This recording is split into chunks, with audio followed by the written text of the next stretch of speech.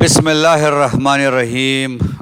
Welcome back dear student. आज का lecture Sunday test discussion के हवाले से है, जो कि फुल फर्स्ट ईयर कोर्स पे कंसिस्ट करता है, जो कि फ्रंटियर कोचिंग एकेडमी में 19 जुलाई 2026 को कंडक्ट किया गया, जिसमें फ़र्स्ट पोजीशन जो कि अब्दुल्ला है उसने लैपटॉप विन किया, और उसके बाद टॉप 10 जो पोजीशन होल्डर्स हैं उनको कैश प्राइजेस दिए गए। तो चलिए स्टार्ट करते हैं बच्चों। First MCQ, and that is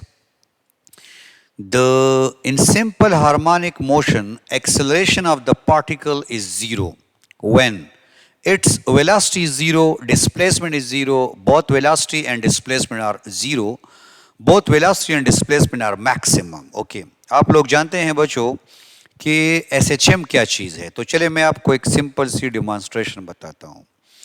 आपको स्प्रिंग मास सिस्टम नज़र आ रहा है, जिसमें एक मास जो है वो एक्सट्रीम और मीन पोजीशन से पास हो रहा है। ठीक है बच्चों, ये रहा यहाँ पे एक्सट्रीम और मीन पोजीशन से पास हो रहा है। ठीक है बच्चों, सिंपल मैं आपको यहाँ पे इसको हाईलाइट करता हूँ। ये रहा, ये आपके पास एक्सट्रीम पोजीशन है और ये मीन पोजीशन है। अच्छा, इसमें ये जो रेड कलर है, रेड, ये एक्सेलरेशन को शो करता है। तो प्यारी सी बात भी नोट कर ले कि एक्सेलरेशन और डिस्प्लेसमेंट के दरमियान हमेशा जो एंगल है वो 180 डिग्री होगा फॉरएवर, और डिस्प्लेसमेंट की डायरेक्शन हमेशा आउटवर्ड होगी। एक्सेलरेशन और फोर्स की डायरेक्शन हमेशा सेंटर की तरफ होगी। चले हम देखते हैं कि हमसे ये क्या पूछ रहा है। हमसे ये पूछ रहा है कि मीन पोजीशन पे एक्सेलरेशन क्या होगा, एक्सेलरेशन कब जीरो होगा। तो सिंपल सी बात है, जब डिस्प्लेसमेंट जीरो होगा तो एक्सेलरेशन जीरो होगा। ठीक है बच्चों, मैं यहाँ पे आप लोग के सामने एक प्यारी सी इक्वेशन भी लिखता हूँ, and that is actually a is equal to minus k divided by m into x. इसका मतलब क्या है, when x is equal to zero, so it definitely means a is equal to 0, and when x is maximum, acceleration is maximum, so mean position पे acceleration 0, mean position पे restoring force 0, extreme position पे acceleration maximum, extreme position पे restoring force maximum। तो first जो हमारे पास MCQ है, इसमें best answer B है। ओके बच्चों, ठीक है। Next is, if a tunnel is bored through the center of the earth and stone is dropped into it, then the stone will stop at the center of the earth, stone will move out to the other side of the earth, stone will perform simple harmonic motion. None of these. Let's visualize the MCQ. Let's visualize the MCQ. Okay, ये एक ज़मीन है और ज़मीन में tunnel जो है उसको ऑपरेट किया गया है।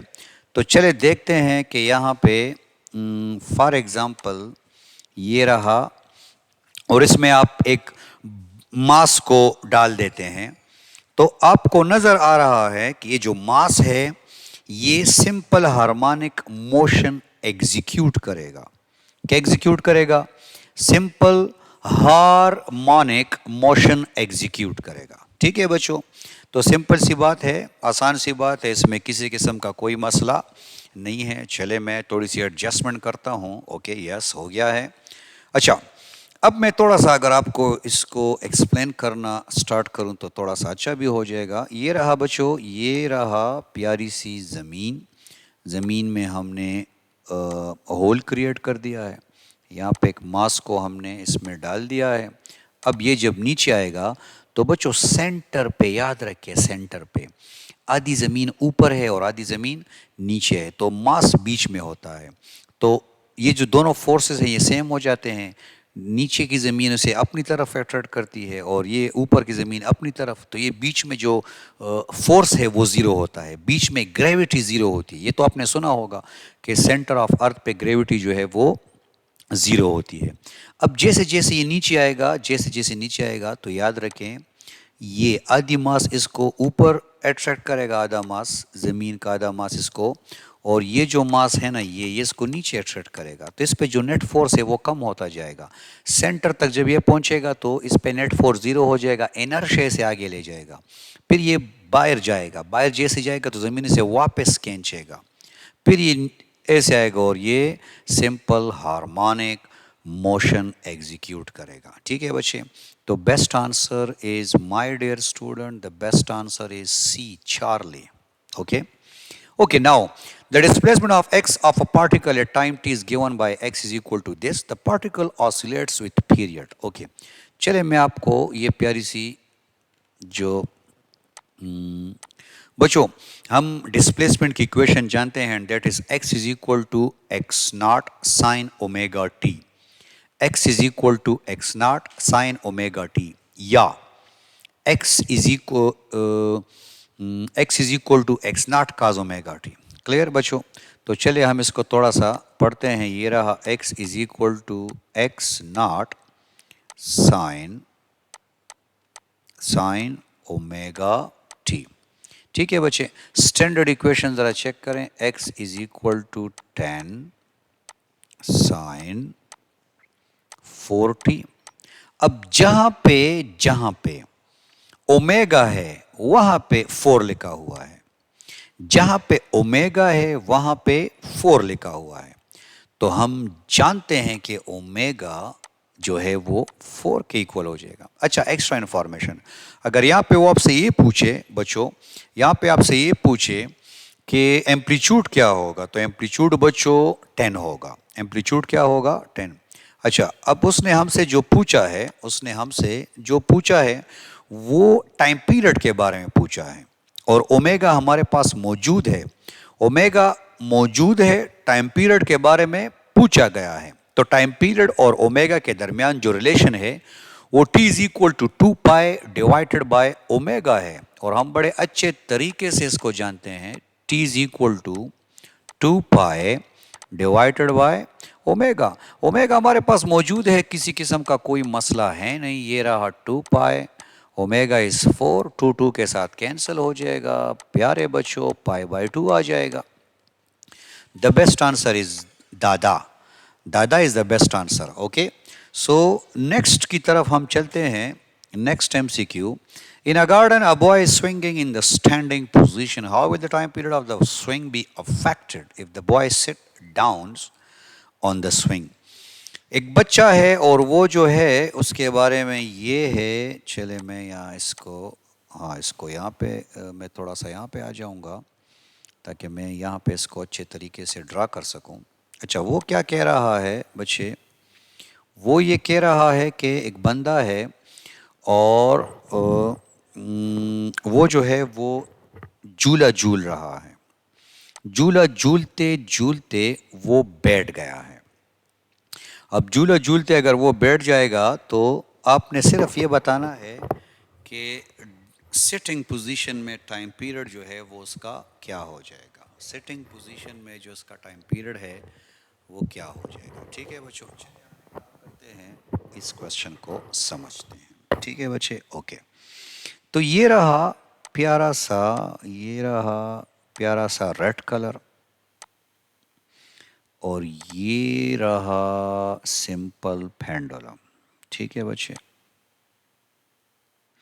आपसे सिर्फ ये पूछना है कि जो सिंपल पेंडुलम का टाइम पीरियड है उसमें जो लेंथ वो कहाँ से कहाँ तक होती है। ठीक है, सिंपल टाइम पीरियड जो है उसमें जो लेंथ है वो कहाँ से कहाँ तक होती है, तो इसका आंसर है कि ये लेंथ जो है ये सस्पेंशन से सेंटर ऑफ ग्रेविटी तक होती है, क्योंकि ज़मीन आपको सेंटर ऑफ ग्रेविटी से अट्रैक्ट करता है। सिंपल पेंडुलम को जो वापस लाने वाली फोर्स है वो ग्रेविटेशनल फोर्स है, और ग्रेविटेशनल फोर्स जो है वो आपको ज़मीन जो है वो आपको सेंटर ऑफ ग्रेविटी से अट्रैक्ट करती है।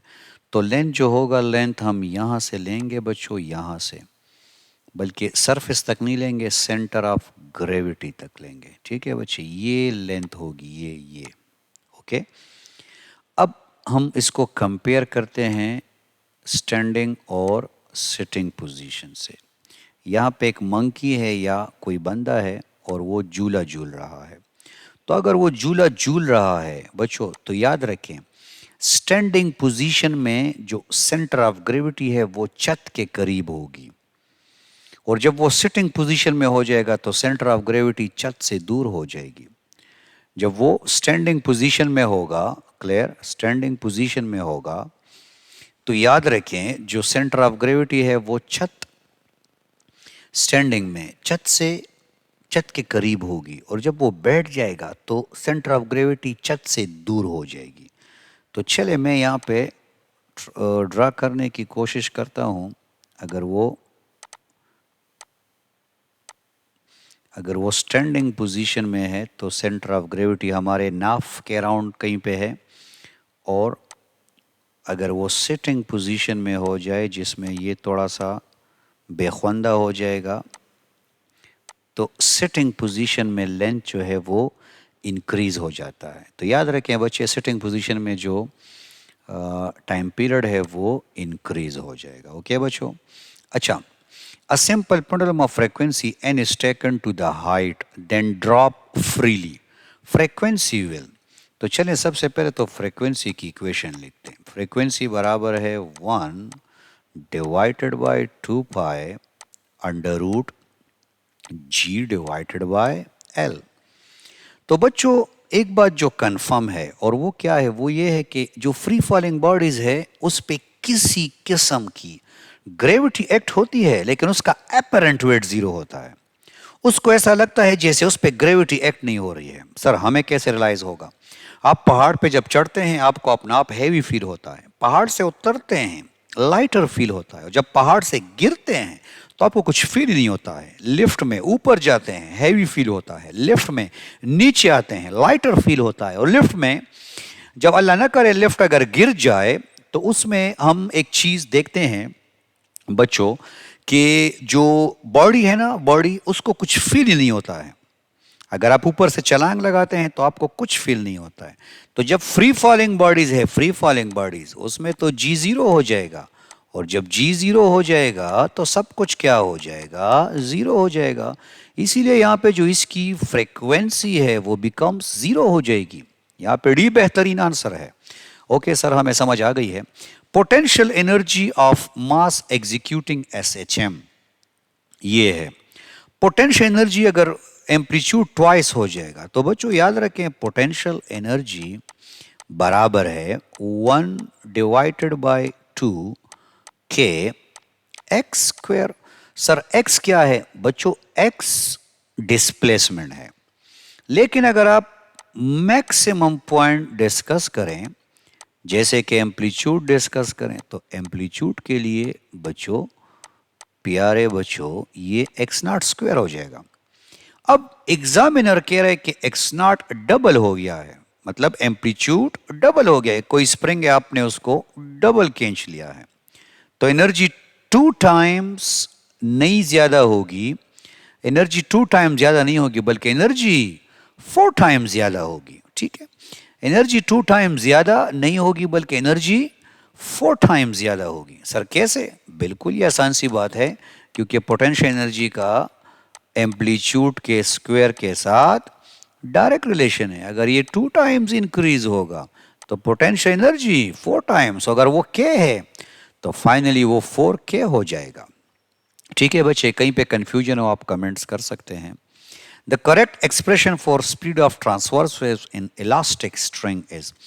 इलास्टिक स्ट्रिंग का मतलब क्या है? स्ट्रिंग की बात कर रहा है, और वो कह रहा है सिंपल कि जो ट्रांसवर्स वेव्स है इसकी इक्वेशन किसके इक्वल होगी? हम जानते हैं जितना टेंशन ज़्यादा होगा वेलोसिटी ज़्यादा होगी, स्पीड, लेंथ ज़्यादा होगा स्पीड ज़्यादा होगी, मास ज़्यादा होगा स्पीड कम होगी। ये एक प्यारी सी इक्वेशन है, और यहाँ पे हमारे पास T cross L divide by MC बेहतरीन ऑप्शन है। Okay, in which wire the velocity of the transverse waves maximum. एक थिक वायर है और एक थिन वायर है। तो अगर आप एक वायर ले लें लेट सपोज, और एक वायर का डायमीटर ज्यादा है और दूसरे वायर का डायमीटर कम है, तो ये तो सिंपल सी बात है कि जिसका डायमीटर कम होगा, जो कि थिन होगा, उसका मास कम होगा, मास कम होगा, लाइटर होगा, लाइटर होगा, स्पीड ज़्यादा होगी। तो थिन वायर में स्पीड क्या होगी बच्चों? ज़्यादा होगी। Keeping mass length constant and increasing tension 9 times, speed becomes, प्यारी सी इक्वेशन हमारे पास है, T is equal to under root V is equal to under root T cross L divided by M। अब आसान सी बात यह है बच्चों, आसान सी बात यह है, बाकी तमाम चीजें कांस्टेंट है, वी मास हम न चेंज को और लेंथ हम न चेंज को और टेंशन में 9 टाइम्स याद को, इस खबर है ज्यादा का, इसको ज्यादा कर दे, कोई किसी किस्म का कोई मसला तो है नहीं, आप इसको इजीली ज्यादा कर सकते हैं। चले इसको सॉल्व करने का तरीका देखते हैं। ये रहा V डैश, ठीक है, और ये रहा T dash L divide by M। पहला क्वेश्चन, सर आपने L और M पे डैश पुट नहीं किया। L और M पे डैश इसलिए नहीं पुट किया क्योंकि दोनों कांस्टेंट हैं। दोनों क्या हैं? कांस्टेंट। अब आगे जरा चेक करें बच्चों, आगे आगे आगे चेक करें। टेंशन 9 टाइम्स इंक्रीज हो गया है, टेंशन 9 टाइम्स इंक्रीज हो गया है। तो टेंशन अगर 9 टाइम्स इंक्रीज होगा, देखते हैं अगली इक्वेशन आ जाएगी।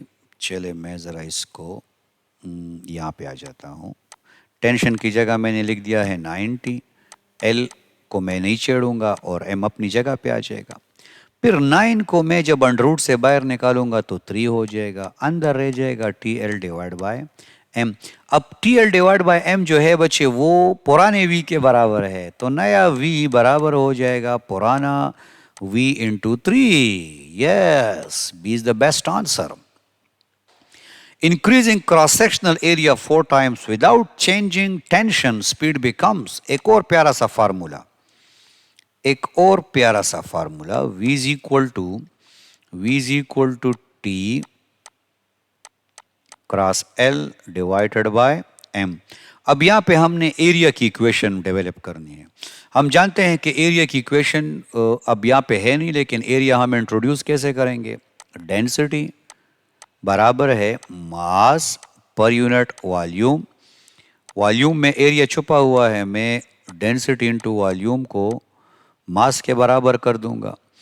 अब मैं क्या करूंगा? मैं V लिख दूंगा और बच्चों T cross L divided by, mass की जगह मैंने लिख दिया है रो V, और माता को पता रहे volume is equal to length into area, length into area. बच्चे L कट जाता है, मतलब ये है कि जब आप डेंसिटी की बात करेंगे तो लेंथ पे रस्सी डिपेंड नहीं करेगा स्पीड।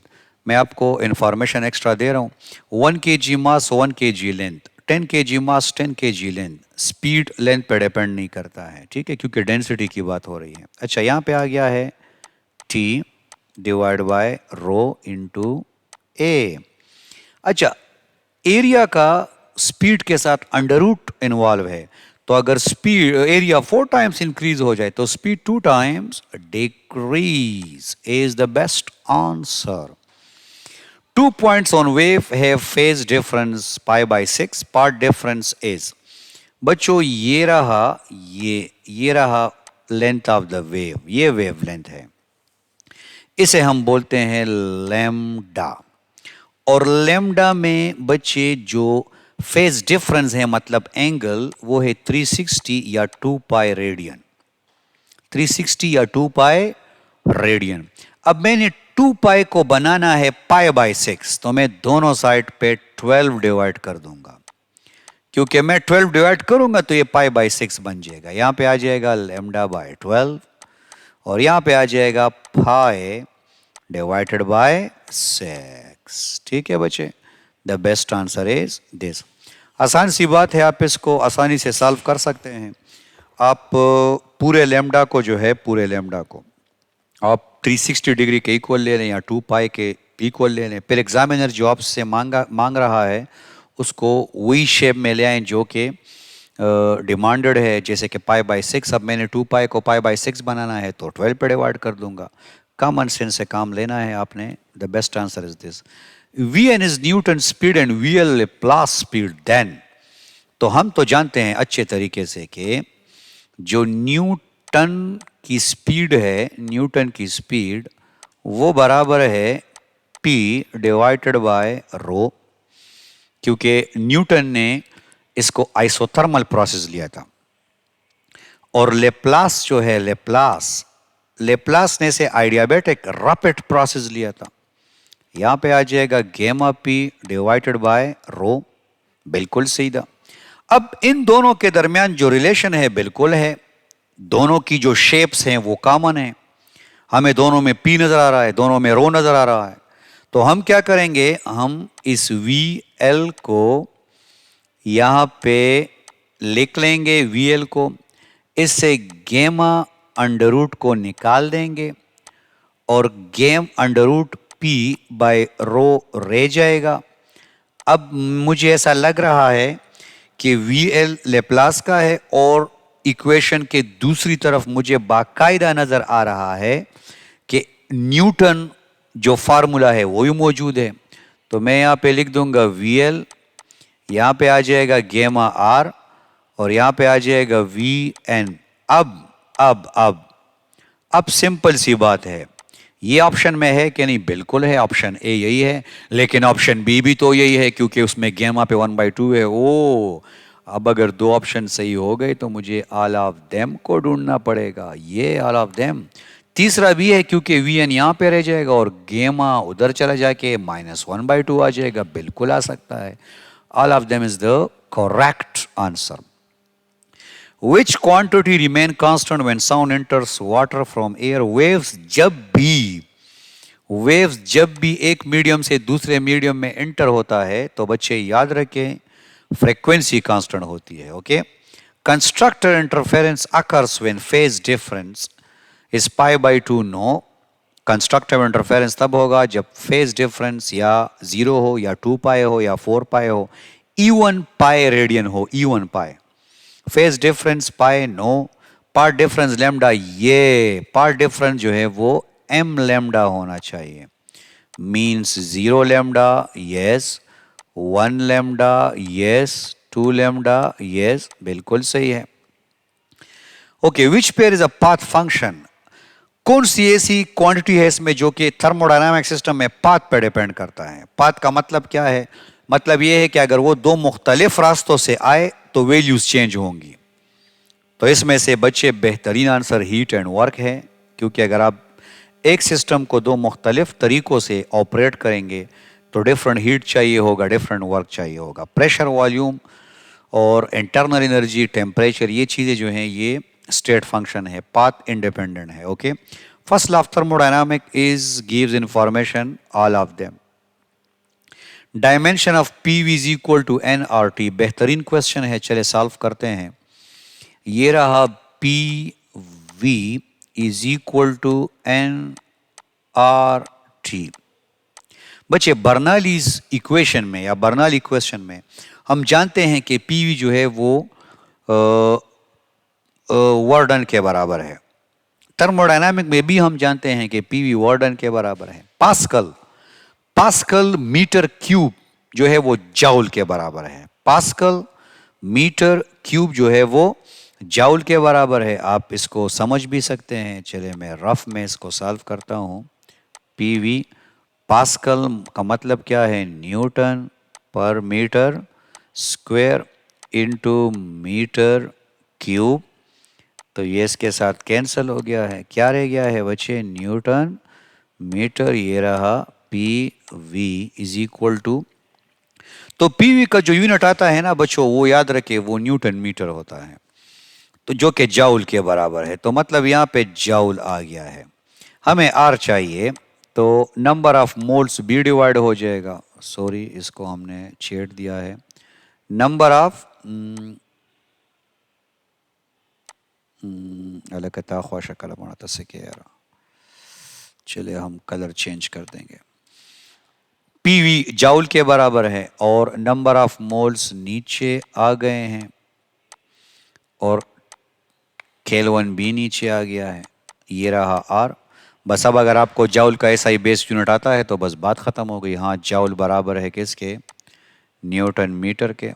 ताला कली ख्वाशारा, जाउल जो है वो न्यूटन मीटर के बराबर है और डिवाइड ये क्या कह रहा है? ये कह रहा है मोल इनटू केल्विन, और न्यूटन हम जानते हैं किलोग्राम मीटर पर सेकंड स्क्वायर, तो मीटर स्क्वायर हो जाएगा, सेकंड स्क्वायर हो जाएगा, मोल हो जाएगा, केल्विन हो जाएगा। बेहतरीन आंसर दादा, D is the best answer. Okay, yes. Molar specific heat for isothermal and adiabatic process. Adiabatic process rapid process है। आइडियाबैटिक प्रोसेस रैपिड प्रोसेस है, और बच्चे आइडियाबैटिक प्रोसेस रैपिड प्रोसेस है, और रैपिड प्रोसेस में जो एनर्जी ट्रांसफर है वो नहीं होता है। रैपिड प्रोसेस में एनर्जी जो ट्रांसफर है वो नहीं होता है, तो इसका मतलब है कि आइडियाबैटिक बाद में है तो डेल क्यू जीरो होगा। चले मैं आपको प्यारी सी इक्वेशन लिख के दे दूंगा, del q divided by n del t, molar specific heat capacity. Adiabatic के लिए तो ये जीरो हो गया है, अब या ए है और या सी है। आइसोथर्मल के लिए जरा चेक करें, आइसोथर्मल प्रोसेस।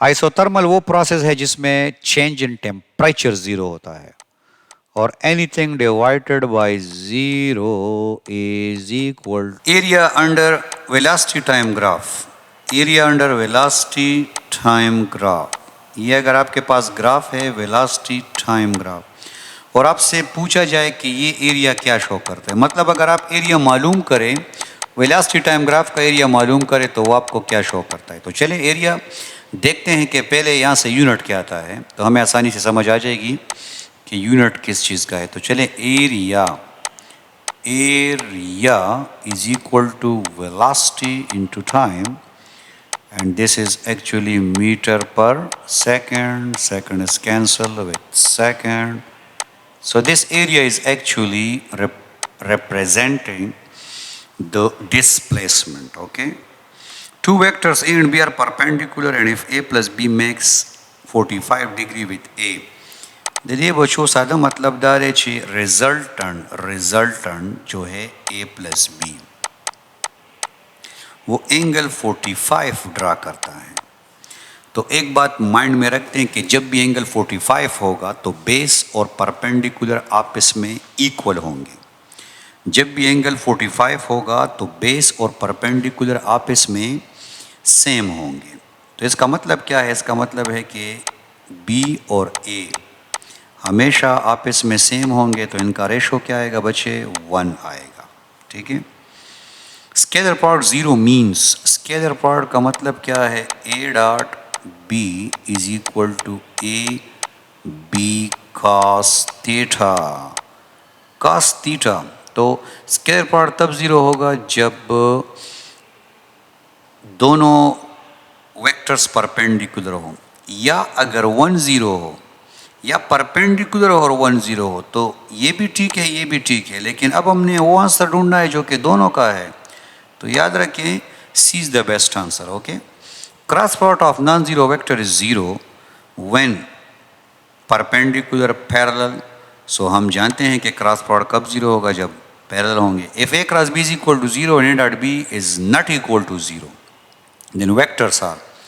चलिए एक काम करते हैं, ए और बी बच्चे ये जीरो है, तो ये जीरो तब होगा जब एंगल जीरो होगा, ये तब जीरो होगा जब ए जीरो होगा, ये तब जीरो होगा जब बी जीरो होगा।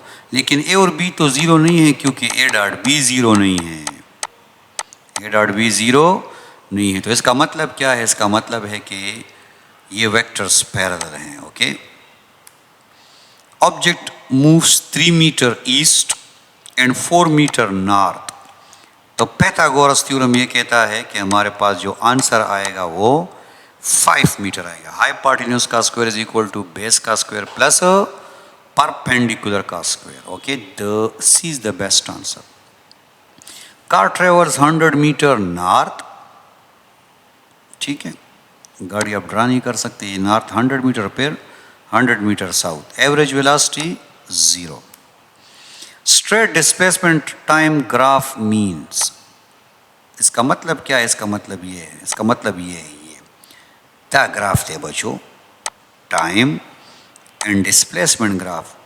डेफिनेटली वेलोसिटी कांस्टेंट है, और अगर वेलोसिटी कांस्टेंट है तो एक्सेलरेशन क्या होगा? 0 होगा. डी सही है.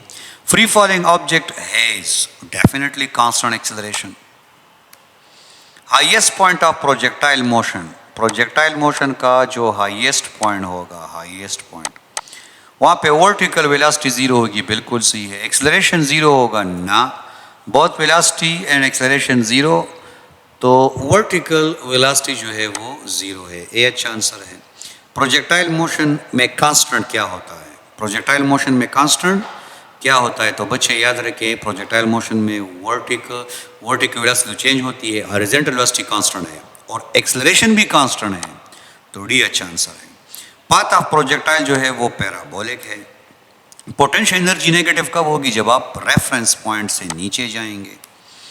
कांस्टेंट वेलोसिटी नेटवर्डन हमेशा 0 होगा, क्योंकि जब वेलोसिटी कांस्टेंट है तो इसका मतलब क्या है? काइनेटिक एनर्जी में चेंज नहीं आ रहा है. और सादा खबर था, नेट कांस्टेंट वेलोसिटी पे नेट फोर्स 0 होता है, और फोर्स जब 0 होगा तो वर्क नहीं होगा. टू रेवोल्यूशन का मतलब क्या है? ध्वजल राताओ शरा से, तो इसका मतलब क्या है? 4 पाई रेडियन होंगे. Angular velocity double, radius constant, linear velocity v is equal to omega r. वो कह रहे हैं कि अगर ओमेगा डबल हो जाए तो लीनियर वेलोसिटी भी डबल हो जाएगी. Dimensional similar to angular velocity बिल्कुल फ्रीक्वेंसी की है. Term velocity reach when? Definitely net force जो है डाउनवर्ड वो 0 हो जाता है. Okay, wish you best of luck.